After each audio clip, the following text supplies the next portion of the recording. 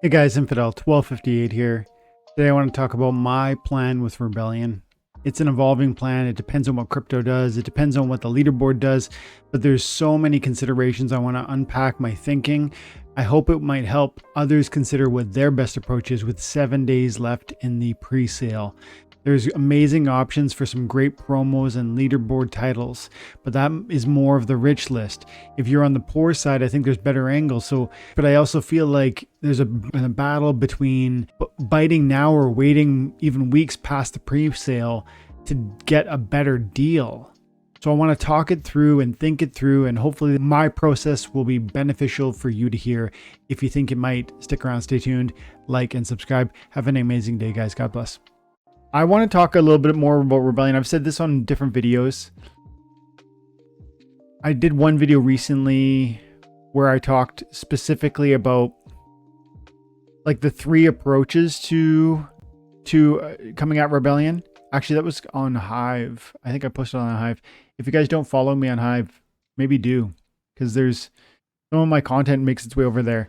3 paths to enter Rebellion in Splinterlands. This video, it was on YouTube as well, but this video I talk about you buy cards from Splinterlands directly as an option, and there are certain benefits to that. You buy cards or packs from the peer-to-peer marketplace, and of course you're going to get discounts, and that represents a benefit. And finally, you can wait for cards. I'm thinking more and more about this because I've got, especially with some of crypto pumping, I've got some opportunities to maybe make something happen where I could enter into Rebellion with some zeal. And I really believe what I've said before, which is that those cards are going to be deeply meaningful and game changing.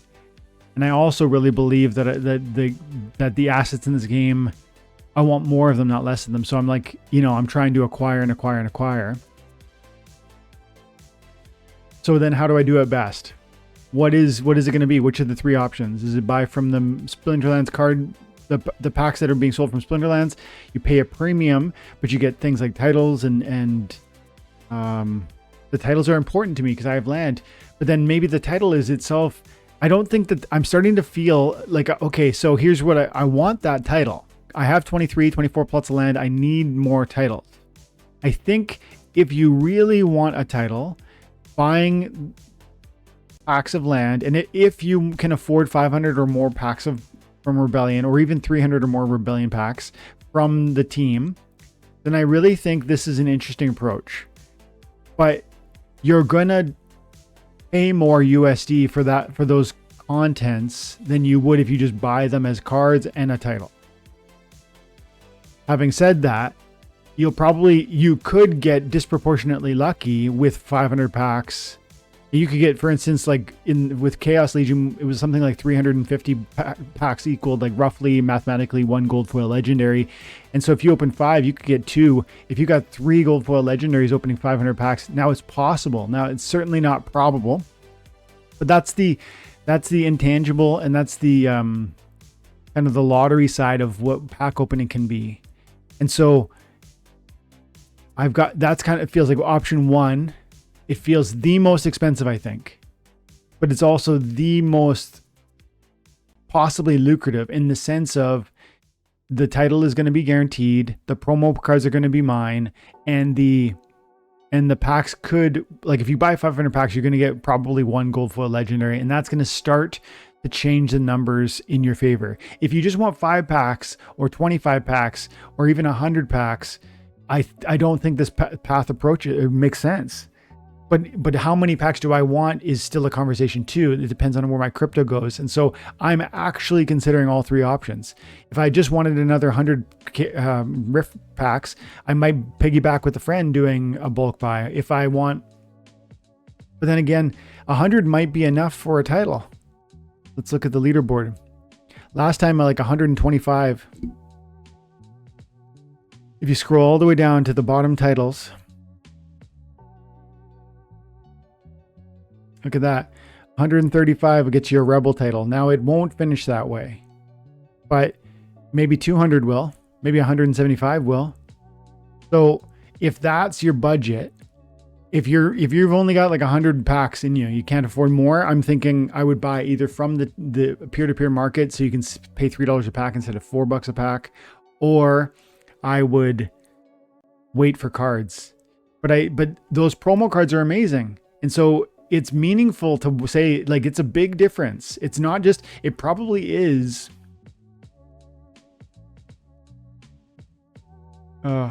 It depends how many packs you're buying. If you buy 100, you're getting 1 of the legendary and 10 of the rares. If the legendary is, you know, $20, it's so hard to think this all through. And then it really depends on luck. So you can, this is why I keep coming back to the conversation, because I don't really know how to make my own path out of this. What are you guys doing? How are you approaching this? Because I know Gathering, you're probably not buying a ton of packs, but Battle Beast, you probably bought a chunk of these boys, I bet. If I understand where you're at with this. Let's see. Gathering says, wish I had picked up some totems earlier. Me too. I did pick up a couple commons, but man, I definitely want more. I would love 1 for each. And they're not that expensive, but they have been so much cheaper too. That's the difficult thing. They were like $5 per common or something at one point, maybe even less. And now, last I saw, 15 to 20 was the price range. I'm going to check in a second here. Okay, Battle Beast, first of all, thank you for stopping by and for catching it live. But I hear you got to take off soon. So I know, me too, man. The XRP, if the XRP even makes it into the couple dollar range, like that, I don't think those are highs for me. Like, frankly, I know that people talk crazy numbers for their favorite coin. And so I'm loath to even talk about what my targets might be. But I'm not one of these guys who thinks XRP needs to go to 100 or hundreds of dollars or even dozens of dollars. But I do think, surpassing previous all-time highs is possible and reasonable. If that was to happen, that would transform what I was going to do with Rebellion. It would also transform what I might do with land. And it would also give me a literal opportunity for physical land in real life.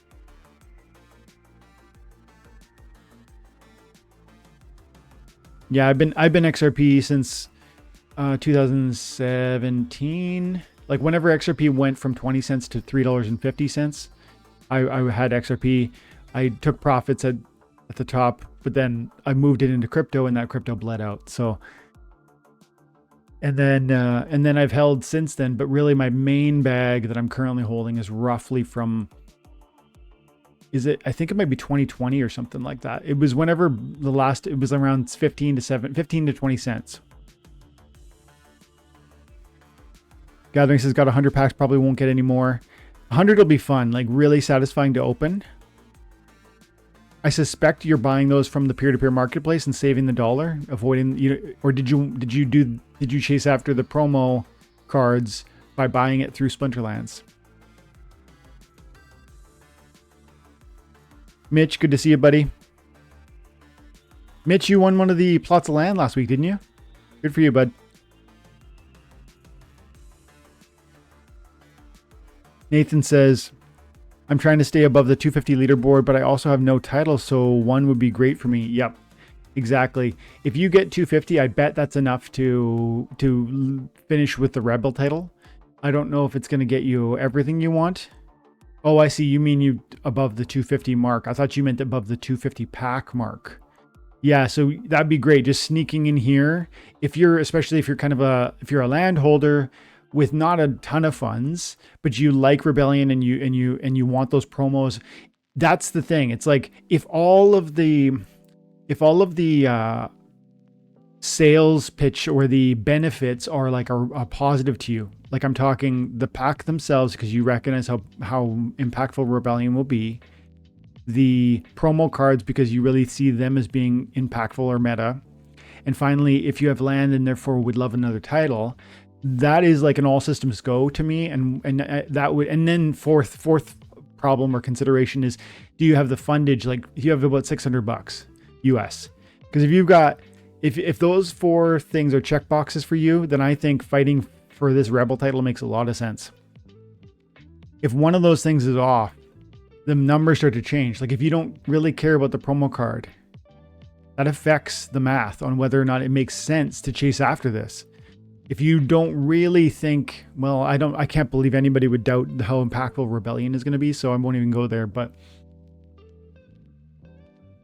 because if the promo card or the title are not that helpful to you, or if you can't buy enough packs to muster like at least a reasonable push for the Rebel title, if you are weak on any of those 3 points, it doesn't make sense to come in here and buy them from the Splinterlands, because you can get them from the non-card market and save 33%.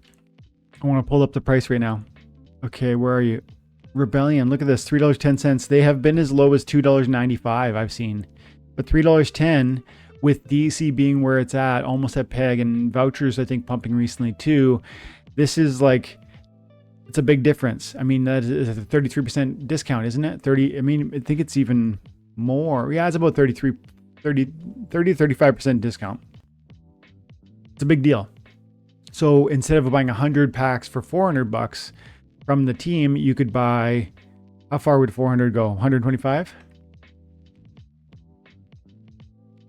So you get 133 packs off the peer-to-peer marketplace, or you could get 100 packs from Splinterlands. Now, mind you, if you had the extra vouchers, which are not they're the smallest component of the consideration, you could get the bonus packs of 10 or whatever if you buy from Splinterlands. Is it 100? No, it's 5. You get 5 free packs, right? Is that right? Let's see. I got to pull that up too. Splinterlands, and we got to go shop. And then we got to see. So let's say you wanted to buy 100, and you had let's say you had all the vouchers. So you just get 5 free packs. So, and then one more consideration is, do you have a close friend who's doing a bulk buy that could bring you this 5-pack bonus up to a 15-pack bonus? Because you get if they get the 2,000 pack buy, then they get a 15% bonus, which can be a benefit to you as a participant in that. There's so many things to think through. That's the trickiest bit. Plus, there's the variables of, I'm not bringing in fiat currency. I'd be bringing in cryptocurrency. And so is that pumping? And so it's I'm so excited every day lately, because I'm like, every single day I come in and I look, where's the XRP at? Where's the SPS at? How many more Rebellion packs are left? Etc. Another 10,000 has sold since Tuesday, I think, when I looked. So 5,000 a day-ish. Maybe 3,000 a day if it was Monday. I can't remember now. Yeah, it was Monday. So 3,000 a day. How much longer are we left on this? 7 days left. Oh my goodness. I could see there being a real push any day now. Any moment. And I think when the pre-sale stops, you are going to stop seeing the discounted prices in the peer-to-peer market. You're not going to see $3.10, or at least you're not going to see sub $3 Rebellion packs on the peer-to-peer market. Now there's only 45 for sale.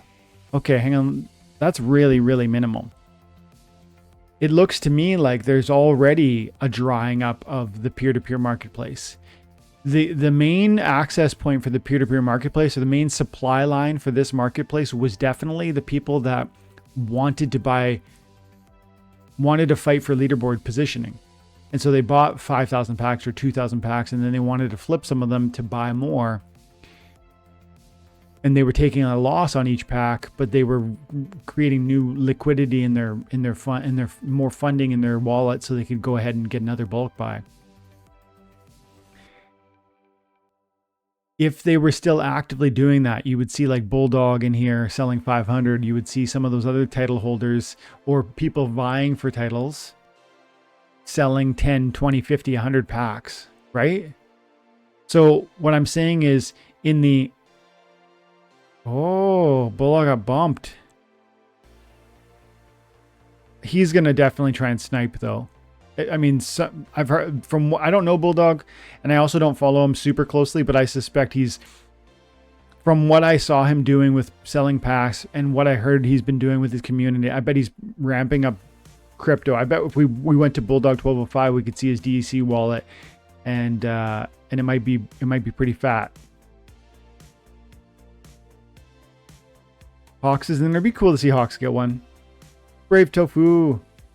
Brave Tofu bought something big for me. I can't remember what. It was, what was it? I think maybe he bought my kitty from me. I think he might have. I always get confused though, because you recognize certain key names, and then you start getting it confused. Who was it that bought it? So back to my point, I do not think that the peer-to-peer market is going to continue to offer the best discounts, at least not in the short term. So if you want 5 or even like 45 packs, this is great stuff, but I don't expect this to be super, super cheap in the coming 2-3 weeks from now. Why? Well, the sale ends in 7 days. And when the sale ends in 7 days or 8 days now, what happens is there's going to be a month and a half or a month-ish until we can actually open them. So the people who have bought them, for the most part, and the pre-sale is done. So there's no more promo cards. There's no more, pre-sale discounts, pre-sale bonuses, etc. And so why would you liquidate them for a loss unless something life happens and maybe you have to liquidate for a loss? But that is less likely than the narrative I just espoused, that people were in the last 2 weeks flipping packs, taking losses, lowering prices, fighting each other to get the lower and lower price because they wanted more liquidity to buy a second bulk buy, to fight for the leaderboard titles, to fight for even if it's top 250. And so I actually think the cheapest path forward is going to be right in the next week, looking for sniping small amounts of discounts off of this peer-to-peer pack sale, or waiting for cards. That's going to be the cheapest path. But then you're not getting promos, you're not getting titles. So does that matter to you? If you have the access power to buy 2,000 packs, of course, those bonuses change the whole story. The promos are definitely worth it. Then the mathematical odds of gold foil dropping make more sense. But for all of that, to me, to get to 2,000 packs, we're talking, if I call it $5, 10,000 USD. I know it's not $5 per pack because truly it's about $4 after the voucher discounts. But between slippage and some loss, yeah, maybe it's $9,000. It's probably $8,500 and $8,700 what I would end up spending with slippage and whatnot, because I have to move around cryptos and pull the trigger on sales to make that happen. And I just don't see myself doing that unless there's a significant pump. So what I probably am doing is just I'm going to try and get another 300,000-400,000 DEC.